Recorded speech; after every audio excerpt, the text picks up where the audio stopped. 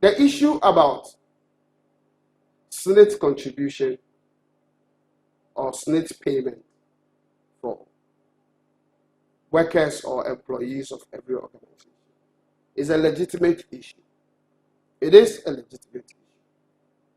But there again, some of us that have been close and yet far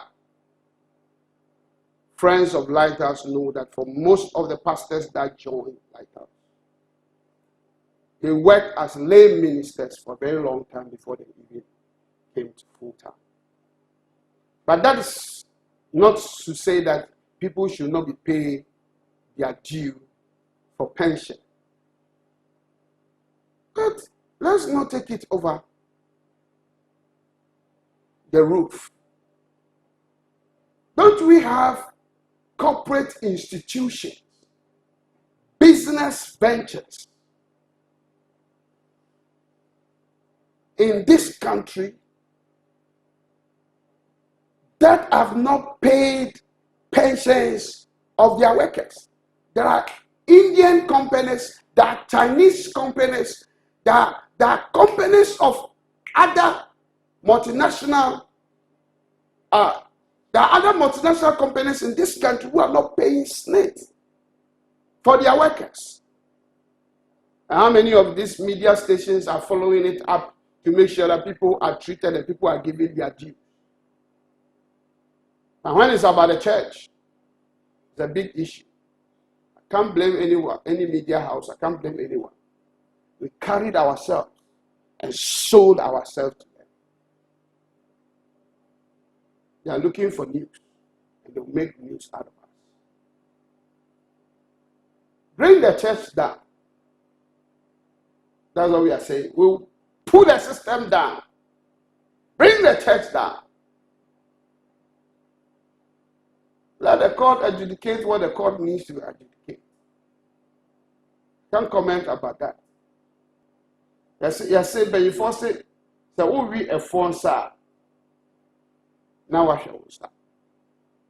And I will try to touch my muscle to Toria. Now I'll just admonish the Lighthouse system that if truly the system owns this man or anyone for that matter, they are snakes, it is right that it is paid. But I want you to know that Lighthouse is not the only church that might have defaulted. It's not the only organization that might have defaulted. Secular, business-making, corporate ventures have defaulted in paying serious contribution to their members. It's good to rectify it if it is true. But defaulting in paying tithe does not make Lighthouse an evil church. And does not make a house of light, a house of darkness. God will bless you if you understand the angle I'm coming from. I have no personal beef with anybody.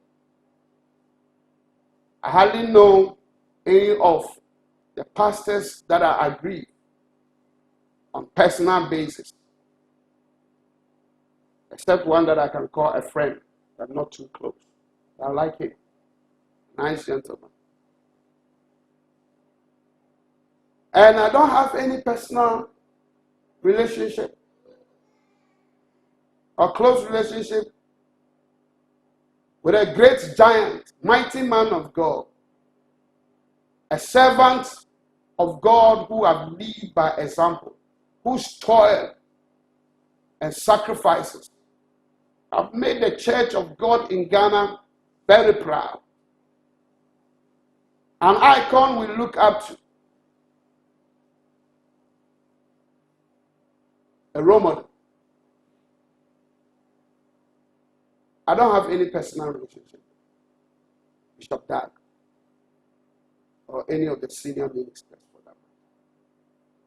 What is right for the church is right. What is evil against the church is evil. This thing that is being perpetuated against Lighthouse. It's not just against Lighthouse, it's against the church. And it's evil. Someone said, and I heard that one too. We have toiled, we have struggled, and then you just took your son and you made him a bishop, while others who have toiled have not been given even reverence. Then the pastors were toiling, and the senior pastor's children were not toiling. From the time the ministry started till some of you became bishop, do you have any idea what the pastor, the bishop's wife, and his children went through? They looked for their father was not there. They looked for their mentor was not there. Even up to now, they still don't see their father because he sold out to the ministry.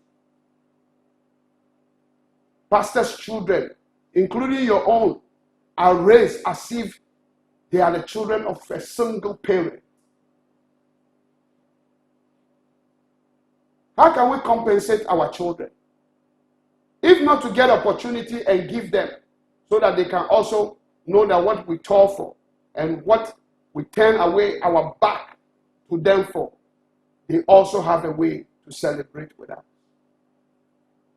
At least I've gone to Lighthouse Hospital, schools, various places, and I've seen how other pastors and other bishops' children have become doctors, lawyers, professionals, and they are minding and taking care of the Lighthouse, the various divisions, departments of the organization. I don't think Bishop built this thing for himself alone.